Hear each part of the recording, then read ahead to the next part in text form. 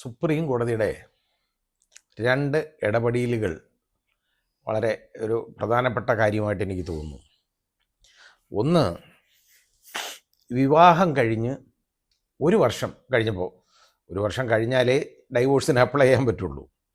ഒരു വർഷം കഴിഞ്ഞപ്പോൾ ഒരു സ്ത്രീ ഭർത്താവിനോട് ഡൈവോഴ്സ് ആവശ്യപ്പെട്ടു. അപ്പോൾ ഭർത്താവ് എൻജിനീയറിങ് കഴിഞ്ഞ ആളാണ്, നല്ല വെൽ എംപ്ലോയിഡ് ആയിട്ടുള്ള ഒരാളാണ്.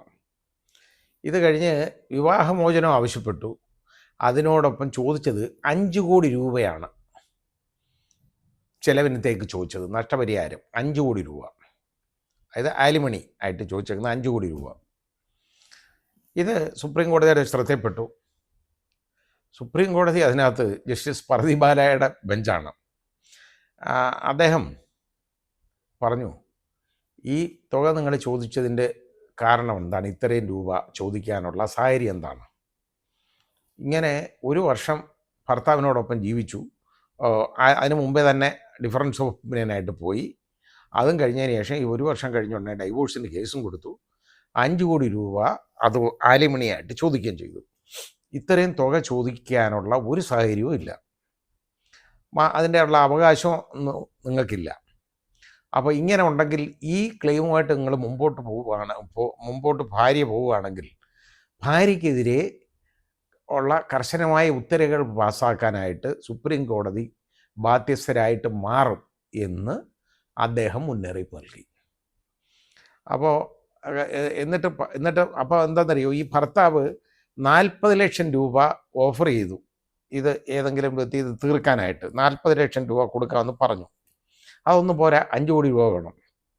അപ്പോൾ ഇത് സുപ്രീം കോടതിയുടെ അവിടെ ലീഗൽ, അതായത് ഈ കേസ് തീർക്കുന്ന സ്ഥലമുണ്ടല്ലോ, ഒത്തുതീർക്കുന്ന സ്ഥലം, അതിലേക്ക് കൺസീലിയേഷൻ, ഒരു കോംപ്രമൈസ് ടോക്കിന് അവിടെ ഒക്ടോബർ 5 ഹാജരാകാനായിട്ട് പറഞ്ഞു. ഒക്ടോബർ 15 ഹാജരാകാൻ സുപ്രീം കോടതി പറഞ്ഞിട്ടുണ്ട് രണ്ടുപേരെടുത്തും. എന്നിട്ട് പറഞ്ഞു, രമ്യമായിട്ട് ഇത് പരിഹരിച്ചാൽ നിങ്ങൾക്ക് നല്ലത്, ഇല്ലെങ്കിൽ ഇത് നിങ്ങൾക്ക് ബുദ്ധിമുട്ടുണ്ടാവും എന്ന് സുപ്രീം കോടതി പറഞ്ഞിട്ടുണ്ട്. ഇല്ലെങ്കിൽ സുപ്രീം കോടതി ഒരു തുക അങ്ങ് ഫിക്സ് ചെയ്യും അതിനകത്ത്, അതായിരിക്കും വരാൻ പോകുന്നത്. എന്നിട്ട് ഭർത്താവിനോട് സുപ്രീം കോടതി പറഞ്ഞു, ഈ ഭർത്താവ് അവസാനം ഈ കാശ് അയാൾക്ക് ഈ 5 കോടി രൂപ കൊടുക്കാൻ ഒക്കത്തില്ല, അയാളുടെ മുതലില്ല. അപ്പോൾ അയാളെടുത്ത് പറയാം, അയാൾ അതുകൊണ്ട് എന്തെന്നറിയോ, ഇത് എങ്ങനെയെങ്കിലും ഇത് സ്ത്രീയുടെ ഈ ക്ലെയിം അവസാനിപ്പിക്കാനായിട്ട് തിരിച്ചു വന്ന് താമസിക്കാൻ പറഞ്ഞു, കൂടെ വന്ന് താമസിക്കാൻ പറഞ്ഞു. അതായത് നമുക്ക് അങ്ങ് രമ്യമായിട്ട് സുപ്രീം കോടതി പറഞ്ഞു, ഈ സ്ത്രീയെ നിങ്ങൾ ഒരു കാരണവശാലും ഇനി തിരിച്ചു വിളിക്കരുത്. തിരിച്ചു വിളിച്ചത് രമ്യമായിട്ട് ആ രീതിയിൽ ഒന്നിച്ച് താമസിക്കുന്നതിനെക്കുറിച്ച് നിങ്ങൾ തിരിച്ചു വിളിച്ച് കൊണ്ടുവരുന്നതിനെക്കുറിച്ച് നിങ്ങൾ ആലോചിക്കുകയേ ചെയ്യാൻ പാടില്ല. അതിൻ്റെ കാരണം ഈ സ്ത്രീക്ക് അതിനുള്ള യോഗ്യതയില്ല എന്ന് വരെ സുപ്രീം കോടതി പറഞ്ഞു. അതിനും നിങ്ങൾക്ക് താമസിപ്പിക്കാൻ കൊള്ളാവുന്ന ഒരു സ്ത്രീ അല്ലത് എന്നും പറഞ്ഞു. അങ്ങനെ ഒരു അൾട്ടിമേറ്റം കൊടുത്തേക്കാണ് എത്രയും പെട്ടെന്ന് ഇത് രമ്യമായിട്ട് പരിഹരിച്ചോളാൻ. അതെനിക്ക് വളരെ ഇഷ്ടപ്പെട്ട. ഇത് മറ്റൊരു കേസിലും ഇത് തന്നെ സംഭവിച്ചിട്ടുണ്ട്. ഇതേപോലെ ചോദിക്കുന്നതിന് എത്ര എന്നറിയോ, കോടികളങ്ങ് ചോദിക്കുകയാണ് കേട്ടോ. ഒരു വർഷം എങ്ങനെയെങ്കിലും തട്ടിമുട്ടി കഴിഞ്ഞ്, അല്ലെങ്കിൽ ഒരു വർഷം പിരിഞ്ഞ് താമസിച്ചാലും ആ ഒറ്റ വർഷം കഴിയുന്നുണ്ടെങ്കിൽ ഡൈവോഴ്സിന് അങ്ങോട്ട് അപ്ലൈ ചെയ്യും. എന്നിട്ട് ഈ 5 കോടി രൂപയെ കുറഞ്ഞുള്ള പരിപാടികളില്ല ഇപ്പോൾ. അതാണ് വേറെ ഒരു സ്ത്രീ ചോദിച്ചതാണെന്നുണ്ടെങ്കിൽ 5 കോടി രൂപയും ബോംബെയിൽ ഒരു വില്ലയുമാണ് കേട്ടോ. ഇതാണ് വേണ്ടത്. അതായത് ബോംബെയിൽ ഒരു വില്ല വേണം, 5 കോടി രൂപയും വേണം. അപ്പോൾ അതിനകത്ത് സുപ്രീം കോടതി അന്ന് പറഞ്ഞത്, ഈ നിങ്ങൾക്ക് അങ്ങേയറ്റം കിട്ടാൻ പറ്റുന്നത് ഒരു ഫ്ലാറ്റ് കൊടുക്കാൻ പറഞ്ഞു, ബോംബെയിൽ വാങ്ങിച്ചു കൊടുത്തോളാൻ പറഞ്ഞു, വേറെ ഒന്നും വേണ്ട.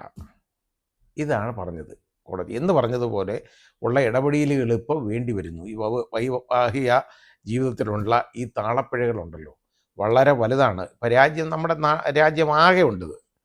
ഇതേപോലുള്ള മറ്റൊരു ഇടപെടൽ സുപ്രീം കോടതിയുടേത് എനിക്ക് കാണാനിടയായി. അത് സുപ്രീം കോടതി പറഞ്ഞു, അത് ജസ്റ്റിസ് സൂര്യകാന്തും ജസ്റ്റിസ് NK സിംഗും ചേർന്നുള്ള ഡിവിഷൻ ബെഞ്ചാണ്. അവർ നോക്കിയപ്പോൾ എന്താണെന്നറിയോ, ഒരു ഹൈക്കോടതിയിൽ ഒരു ജഡ്ജി ഒരു തീരുമാനം എടുത്തതെന്ന് പറഞ്ഞാൽ ഒരു ദിവസം ഒരു ബെയിൽ ആപ്ലിക്കേഷൻ, ഒരു ജാമ്യാപേക്ഷ തീർപ്പാക്കും. എനിക്ക് അത് കേട്ടിട്ട് വളരെ അതിശയം തോന്നുന്നു കേട്ടോ. കാരണം എന്നിട്ട് സുപ്രീം കോടതി പറഞ്ഞു, ഇതേപോലുള്ള ഇടപാടുകൾ, അതായത് ഹൈക്കോടതിയിലെ ജഡ്ജിമാർ ചിലർ നല്ലതായിട്ട് ജോലി ചെയ്യുന്നവരുണ്ട്, വളരെ അക്ഷീണം ജോലി ചെയ്യുന്നവരുണ്ട്, ചിലരൊന്നും ചെയ്യാത്തവരുമുണ്ട്. അപ്പോൾ ഇവരെ ഒന്ന് പറഞ്ഞു വിടാൻ ഒരു മാർഗവുമില്ല. ഇവരെ നിയമിച്ചു കഴിഞ്ഞാൽ, ഇവരെ പെർമനൻ്റ് ജഡ്ജായിട്ട് നിയമിക്കപ്പെട്ട് കഴിഞ്ഞാൽ പിന്നെ സുപ്രീം കോടതിക്ക് അത് ഒന്നും ചെയ്യാൻ ഒക്കത്തില്ല. കാരണം ഇവരെ പറഞ്ഞു വിടണമെങ്കിൽ ഇംപീച്ച്മെൻ്റ് അല്ലാതെ വേറൊന്നുമില്ല. ഇപ്പം നമ്മൾ കണ്ടല്ലോ യശ്വന്ത് വർമ്മയുടെ സംഭവം. അയാൾ ഇപ്പോഴും അത് തീർക്കാൻ തയ്യാറായിട്ടില്ല. അത് ഇംപീച്ച്മെൻ്റ് നടപടികളുമായിട്ട് ഇപ്പോൾ പാർലമെൻറ്റ് മുമ്പോട്ട് പോയിക്കൊണ്ടിരിക്കുകയാണ്. ആ രീതിയിൽ ഇപ്പോൾ അതിനകത്ത് ഒരുപാട് നടപടികൾ കഴിഞ്ഞു. ഇനി അത് വളരെ നാണക്കേട് അയാൾ ഉണ്ടാക്കും എന്നെനിക്ക് തോന്നുന്നു, അയാൾ ഇറങ്ങിപ്പോയില്ലെങ്കിൽ. അയാൾ അതിനുള്ള ഇതുവരെ ഒരു തയ്യാറെടുപ്പും കാണിക്കുന്നതുമില്ല, ഒരു സന്നദ്ധത അയാൾ പ്രകടിപ്പിക്കുന്നില്ല. ഏതായാലും ഇംപീച്ച്മെൻറ്റ് നേരിടാം എന്നുള്ള ഒരു ധാരണയിൽ തന്നെ ഇരിക്കുകയാണ്. എങ്ങനെ അയാൾ നേരിടും എന്നുള്ളത് എനിക്കറിയാൻ വയ്യ. ഏതായാലും അങ്ങനെയുള്ളപ്പോഴാണ് ഇപ്പോൾ സുപ്രീം കോടതി പറഞ്ഞത്, ഇവരുടെ ജോലി, അതായത് എന്തൊക്കെ ജോലി ചെയ്യണം അതിനെ സംബന്ധിച്ചൊരു കാഴ്ചപ്പാട് ആവശ്യമുണ്ട്. അതായത് അവർക്കൊരു അക്കൗണ്ടബിലിറ്റി അവർക്ക് വേണം. അതായത് യഥാർത്ഥത്തിൽ സുപ്രീം കോടതിക്ക് അതിനകത്ത് ഒരു കാര്യവുമില്ല കേട്ടോ, ഒന്നുമില്ല. കാരണം ഈ സുപ്രീം കോടതി എന്ന് പറയുന്നത് യഥാർത്ഥത്തിൽ ഹൈക്കോടതിയുടെ മുകളിൽ വേറെ അഡ്മിനിസ്ട്രേറ്റീവ് ആയിട്ടുള്ള അധികാരമൊന്നുമില്ല, ഒന്നും പറയാനില്ല. ജഡ്ജ്മെൻറ്റ്സിൻ്റെ അപ്പീൽ അതോറിറ്റി എന്നുള്ളതല്ലാതെ, അല്ലെങ്കിൽ അവർക്ക് സ്പെഷ്യലായിട്ട്, അതായത് ആർട്ടിക്കിൾ 142 കോൺസ്റ്റിറ്റ്യൂഷൻ അനുസരിച്ച് ആ പ്ലീനറി പവേഴ്സ് അധികമായി ഉണ്ടെന്നുള്ളതല്ലാതെ വേറെ ഈ ജഡ്ജിമാരുടെ മേളിലൊന്നും ഒന്നും ചെയ്യാൻ ഒക്കത്തില്ല. അപ്പോൾ അതിനകത്ത് അന്നേരം ആ പറഞ്ഞതെന്ന് നമുക്ക് കണക്കാക്കി എടുക്കുന്നത്, ഇതിപ്പോൾ ഇവർക്കൊരു ഇത്ര ക്രിമിനൽ അപ്പീൽ തീർക്കണം, അല്ലെങ്കിൽ ഇത്ര ബെയിൽ ആപ്ലിക്കേഷൻ ഡിസ്പോസ് ചെയ്യണം എന്ന് സുപ്രീം കോടതി ഒന്ന് പറഞ്ഞിരിക്കട്ടെ. അത് സുപ്രീം കോടതിക്ക് അങ്ങനെ പറയാനൊക്കത്തില്ല അതിനകത്ത്. കാരണം ആ ജോലിയൊന്നും തീരുമാനിക്കുന്നത് സുപ്രീം കോടതിയുടെ ജോലിയല്ല യഥാർത്ഥത്തിൽ. അങ്ങനെ ചെയ്യാൻ ഒക്കത്തില്ല, അതിനുള്ള പവറില്ല. അതിന് വേണ്ടതെന്തെന്നറിയോ, ഹൈക്കോടതികൾ. എന്നിട്ട് അതിനകത്ത് സുപ്രീം കോടതി പറഞ്ഞു, ജസ്റ്റിസ് സൂര്യകാന്ത് അഭിപ്രായപ്പെട്ടത്, ഒരു സിംഗിൾ ജഡ്ജി ഒരു അപ്പീൽ ഒരു ദിവസം തീർക്കുക എന്ന് പറയുന്നത് നല്ലൊരു കാര്യമാണെന്ന് പറഞ്ഞു. അത് തന്നെ എനിക്ക് അതിശയമായിട്ട് ചിരിയായിട്ടാണ് എനിക്ക് തോന്നുന്നത് കേട്ടോ. ഒരു ദിവസം 4 അപ്പീലുകളൊക്കെ ഈസി ആയിട്ട് തീർത്തുകൊണ്ടിരുന്ന ഞാൻ, അതെൻ്റെ റെക്കോർഡ് എടുത്ത് നോക്കിയാൽ അറിയാം. ഞാൻ മാത്രമല്ല, അതുപോലെ ജോലി ചെയ്യുന്ന ഒരുപാട് ജഡ്ജിമാരുണ്ട്. അപ്പോൾ ഒരു അപ്പീൽ തീർക്കുന്നത് വലിയ കാര്യമാണ് എന്നുള്ള ആ പറച്ചിൽ തന്നെ ശരിയല്ല. കാരണം ഒരുപാട് അപ്പീലുകൾ കെട്ടിക്കിടക്കുക. ഇപ്പോൾ അബ്കാരി അപ്പീലൊക്കെ ആണെങ്കിൽ ധാരാളം അബ്കാരി കേസുകളിലെ അപ്പീലുകളൊക്കെ ധാരാളം കിട്ടും. അത് സിംഗിൾ ജഡ്ജിയുടെ അടുത്താണ് വരുന്നത്. 4ഉം 5ഉം അപ്പീലൊക്കെ എടുത്ത് വെച്ച് അടിച്ച് റെഡിയാക്കി വിട്ടിട്ടുണ്ട് ഞാൻ. അത് ചെയ്യാൻ പറ്റും നമുക്ക്. അതുപോലെ NIA ആക്ട്, അതായത് ഈ നെഗോഷ്യബിൾ ഇൻസ്ട്രുമെൻറ്റ്സ് ആക്ട്, ഇതിനകത്തൊക്കെയുള്ള അപ്പീലുകളൊന്നും ഈ ഒരു അപ്പീലൊന്നുമല്ല, ഇഷ്ടംമാതിരി നമുക്ക് ചെയ്യാം. പിന്നെ ചില വലിയ കേസുകൾ ഉള്ളപ്പോൾ അതിനകത്തുള്ള അപ്പീൽ എന്നൊക്കെ പറഞ്ഞാൽ അത് ഒരു ദിവസം കൊണ്ട് ചിലപ്പോൾ അത് ഒരു ദിവസം ഒരെണ്ണത്തിൽ കൂടുതൽ ചെയ്യാൻ പറ്റത്തില്ല. അങ്ങനെ ഉള്ളതുകൊണ്ട് അത് വളരെ കുറവാണ്. അത് അല്ലാതെ ബാക്കിയുള്ളതൊക്കെ ഉണ്ടല്ലോ, ഒരു 4-5 അപ്പീലൊക്കെ ഈസി ആയിട്ട് തീർക്കാൻ പറ്റും. പിന്നെ ബെയിൽ ആപ്ലിക്കേഷൻസ് പറഞ്ഞ ഒരു 25എണ്ണമെങ്കിലും ഡിസ്പോസ് ചെയ്യാൻ പറ്റും. പിന്നെ ചില പ്രത്യേക ബെയിൽ ആപ്ലിക്കേഷൻസൊക്കെ, അതായത് ഒരുപാട് ആർഗ്യുമെൻ്റൊക്കെ വരുന്ന ചില കാര്യങ്ങളുള്ളതുകൊണ്ട്, നിയമവശങ്ങൾ ഒരുപാടുള്ളതുണ്ട്. അതൊക്കെയാണെന്നുണ്ടെങ്കിൽ ചിലപ്പോൾ നമുക്ക് അന്നത്തെ ദിവസം ഒരു 10 എണ്ണമൊക്കെ തീർക്കാൻ പറ്റുള്ളൂ എന്നിരിക്കുള്ളൂ. അപ്പോൾ ഇത് വലിയ ഒരു കാര്യമൊന്നുമല്ല. ഏതോ ഒരു ജഡ്ജി ചെയ്ത കാര്യമായി പറഞ്ഞത്, ഹൈക്കോടതി ജഡ്ജി ഒരു ബെയിൽ ആപ്ലിക്കേഷൻ ഒരു ദിവസം ഡിസ്പോസ് ചെയ്യും, അങ്ങ് തീരുമാനവും എടുത്തു. പിന്നെ ചിലരുണ്ട് അതായത് അങ്ങോട്ട് രജിസ്ട്രിയിലോട്ട് വിളിച്ച് പറയും, അതാണ്ട് ലിസ്റ്റ് ചെയ്യുമ്പം 10 കേസേ ലിസ്റ്റ് ചെയ്യാവൂ. അത് 1000 എണ്ണം അവിടെ പെൻഡിങ് ആയിരിക്കും ഈ ബെഞ്ചിലേക്ക് വേണ്ടിയുള്ളത്. അന്നേരം ഈ 10 എണ്ണം എന്ന് പറയുന്നത്. ഞാൻ ഒരിക്കലും അന്വേഷിച്ച് നോക്കിക്കോളൂ, ആര് വേണമെങ്കിലും അന്വേഷിച്ച് നോക്കിക്കോളൂ രജിസ്ട്രിയിൽ. ഞാൻ വലിയ ആളൊന്നും പറയല്ല, എന്നെപ്പോലെ തന്നെ ഒരുപാട് ആളുകൾ അങ്ങനെ ചെയ്യാറുണ്ട്.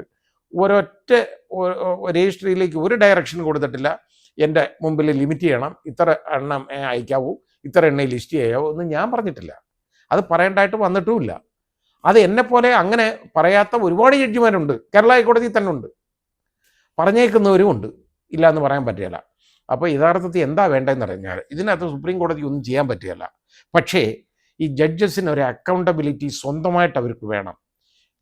ഞാൻ വാങ്ങിക്കുന്നത് ഈ ജനങ്ങളുടെ, പാവങ്ങളുടെ നികുതിപ്പണമാണ് ശമ്പളമായി വാങ്ങുന്നത്, അതുകൊണ്ട് ഇത്രയും ജോലി എനിക്ക് ചെയ്യണം എന്നൊരു കാഴ്ചപ്പാട് അവർക്ക് തന്നെ വേണം. അതാണ് വേണ്ടത്. ഏതായാലും സുപ്രീം കോടതിയുടെ ഈ ഇടപെടലുകൾ വളരെ നല്ല ഒരു കാര്യമായിട്ടൊരു കണ്ണു തുറപ്പിക്കാനുള്ള ഒരു കാര്യമായിട്ട് മാറുന്നു എന്നുള്ളത് വളരെ സന്തോഷം ഉളവാക്കുന്ന ഒരു കാര്യമാണ്.